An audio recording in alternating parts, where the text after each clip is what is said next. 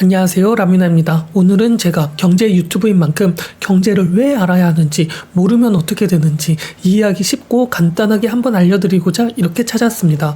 오늘 영상도 내용 퀄리티가 좋으니 꼭 끝까지 시청해 주시면 좋겠습니다. 시청하기 전 라뮤나 구독과 좋아요 꼭 부탁드리겠으며 앞으로도 많은 관심을 부탁드리겠습니다. 항상 좋은 내용으로 찾아뵙도록 노력 많이 하도록 하겠습니다. 그러면 바로 시작하겠습니다. 주식을 투자하거나 경제를 알고 있는 사람들의 유튜브를 보다 보면 눈치를 챌 수 있는 게 있을 것입니다. 바로 이 세계는 정답이 없다는 것을 말이죠. 그렇기 때문에 주식이나 부동산이나 경제나 모든 사람들의 말이 전부 다 다르고 어떻게 보면 귀에 걸면 귀걸이가 되고 코에 걸면 코걸이가 되기도 합니다. 그 중에서도 인기가 많거나 유명한 사람들을 보면 어떤 사람들은 이 사람이 이렇게 하는데 어떻게 인기가 많이 있지? 이 사람은 엄청 노력하고 있는 것 같은데 왜 이렇게 인기가 없을까? 이렇게 생각을 해본 적이 있을 것입니다. 또한 계속 경제에 관심을 가지게 되다 보면 주식 투자나 부동산 투자를 하는 분들을 보면서 나름의 경제 이론을 가지고 있다는 것도 알 수 있을 것입니다. 아무렇게나 직감을 가지고 투자를 하는 것이 아닌, 야성적으로 충동을 따라 투자를 하는 것이 아닌, 그냥 본인의 고집 혹은 아집대로 본인의 가치관과 경제 이론을 가지고 신중하고 이성적으로 투자를 하는 것도 보실 수 있을 것입니다. 본인의 뜻에 맞게 경제 이론을 가지고 경제를 예측하면서 하기도 말이죠. 하지만 이런 경제 이론들과 경제를 잘 안다는 사람들이 과연 미래를 예측할 수 있었을까요? 19세기의 장기적인 경제 불황인 1920년대의 대공황과 1997년에 일어난 외환위기, 2007년의 서브프라임 모기지 사태를 이들은 과연 예측을 할 수 있었을까요? 당연 어떤 누군가는 예측을 하긴 했었을 것입니다. 다만 정확하게, 그리고 언제 어떻게 일어날 것인가는 몰랐을 뿐이죠. 즉, 경제학은 과학적인 법칙과는 다르다는 것을 알 필요가 있다는 말입니다. 경제는 너무나 다양한 요인에 의해서 매번 빠르게 변화를 하기도 하고 있고, 그 상황에서 이렇게 된 상황이 언제는 이 상황에서 이렇게 안 되는 상황도 올 수 있는 것이기 때문이기도 하죠. 왜? 시간은 흐르고 그 상황은 앞으로 더 이상 오지 않을 상황이기 때문입니다. 심지어 사람들의 생각과 기대에 따라 많은 변화가 있기 때문에 같은 경제적인 정책도 사람들의 가치관, 습관, 문화에 따라서 효과가 전혀 다르게 발생할 수도 있게 되어버리기도 합니다. 어떨 때는 이런 정책이 나는 잘 될 정책인 줄 알았는데 했던 것도 있을 것이고, 별것도 아닌 정책이 엄청 나비 효과가 되어 나올 수도 있게 되어버리기도 하는 것처럼 말입니다. 그렇기 때문에 경제학이라고 하는 것은 어쩌면 인문학에 더 가깝다고 봐야 하는 것이고, 그렇기 때문에 사람을 아는 게 경제를 배울 때 무척이나 중요하다는 것을 알 필요가 있습니다.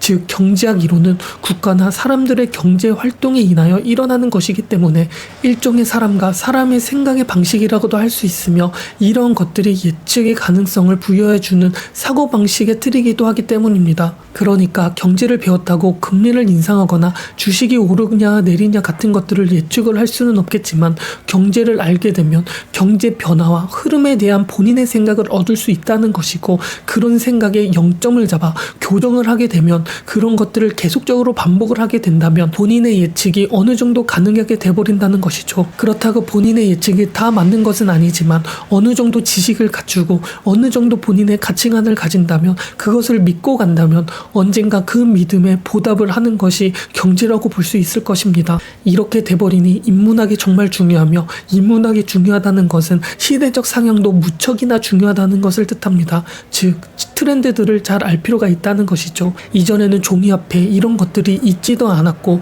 그냥 금, 은, 이러한 것들이 화폐가 되었으며 그런 것들을 계속적으로 집에 모아놓기도 했습니다. 이것은 어쩌면 지금 돈을 그냥 집 안에 놓아놓는 꼴이 되는 것과 같으며, 이게 지금으로 보면 과연 집에 돈을 모아놓는 게 잘하고 있는 행동일까요? 경제를 잘 모르고 아무것도 모르는 사람들도 은행에 돈을 넣어두면 이자라도 받는 것을 알고 있기 때문에 집에 돈을 그냥 놓는 것은 현명하지 않다는 것쯤은 누구나 다 알고 있을 것입니다. 즉, 이렇게 우리는 그 시대에는 그게 맞는 행동이었지만 지금은 맞지 않는 행동이 될 수 있다는 것입니다. 또 우리가 알아야 할 것은 수요와 공급, 그리고 보이지 않는 손일 것입니다. 수요와 공급은 우리가 보이지 않는 손에 의해서 일어나고 있습니다. 하지만 사람들은 미래를 생각하게 되면서 사람들이 소득이 있으면 그것을 소비를 해야 했지만 일부를 저축했기 때문에 소비가 될 것으로 예측이 되었던 공급량과 실제로 소비가 되는 공급량은 다르게 되었으며 이에 이러한 차이가 재고로 쌓이게 된다는 것을 알게 되어버렸죠. 이 시기는 종교적인 사상이 점점 줄어들게 되며 계몽주의 사상이 시작된 그 시점이었으며 사람이 저축을 하는 것은 어쩌면 당연한 것이고 누구에게는 바람직한 행동이었지만 경제학적으로 봤을 때는 소비를 하는 것이 경제를 살리고 나라가 돌아가면서 그렇게 더 많은 순환을 하는 것이 맞았기에 사람들이 저축을 하는 습관은 악영향을 줄 수 있다는 것을 알게 되었고 이것이 바로 저축의 역설이 돼버리기도 합니다. 그래서 경제학자들, 그것도 대표적인 케인즈가 소비가 곧 미덕이라고 말도 했지만 결국 사람들은 저축을 하게 되었고 이렇게 되니 결국 정부가 나서 버리게 된 것이죠. 이전까지만 하여도 사회주의의 영향이 있었기 때문에 사람들은 정부가 경제적인 부분을 통제하거나 개입하는 것을 좋게 생각하지 않았지만 케인즈의 경제학 이론으로 인하여 경제를 시장의 원리에 맞게 어느 정도 정부가 개입을 해야 하는 것도 중요하게 생각하게 돼버리기도 합니다. 그렇게 인플레이션은 경제 성장을 의미하게 되었으며 경기가 좋으면 당연 사람들의 수요가 늘기 시작하며 수요와 공급에 따라 죄와 가격이 상승하게 되었고 인플레이션이 오면 경기 침체는 동시에 일어나지 않는다는 케인스의 이론이 어떻게 보면 1970년 이전까지는 옳은 경제였을 것입니다. 하지만 모든 것은 정답이 없는 경제, 사람이 사는 세상이었기 때문에 모든 것이 옳게 흘러갈 리가 없었습니다. 1970년 인플레이션이 오면 경제 침체가 동시에 일어나지 않는 생각이 완전히 무너지게 되어버립니다. 오일 쇼크 사태가 1차, 2차 터지게 되면서 인플레이션과 경기 침체가 동시에 일어나는 누구도 예상하지 못한 상황이 벌어지게 돼버린 것이죠.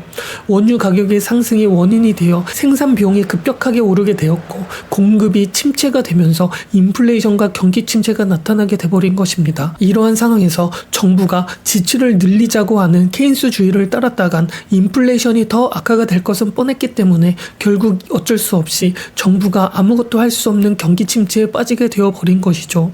이런 상황에 등장한 것이 바로 다시 자율적인 시장으로 돌아가자 정부가 경제에 개입을 해서는 안 된다는 신고전주의 학파이며 케인스주의가 저물고 신고정주의 학파가 급구상하기 시작을 하게 되면서 케인스주의와 고전주의 학파 그 어딘가에서 시장의 자유와 정부의 개입 정도에 대해서 저울질을 하면서 경제를 이끌어가게 되어버립니다. 이렇게 접목이 되니 인간 심리를 이용하는 것이 경제학으로 많이 넘어오게 되었고 정부에서는 어떤 조치를 취하지 않아도 그냥 언론으로만으로도 경제를 지휘할 수 있게 되어버리기도 합니다. 지금 미국 연준에서 주로 사용하면서 국가의 신용을 가지고 국민들을 컨트롤하기도 하는 것처럼 말이죠. 이게 무슨 이야기냐고 말을 하면 더 디테일하게 말을 이어가자고 하면 국가가 만약 망해가고 있는 상황에서 금리를 낮춘다고 하면 과연 금리를 낮출 수 있을까요?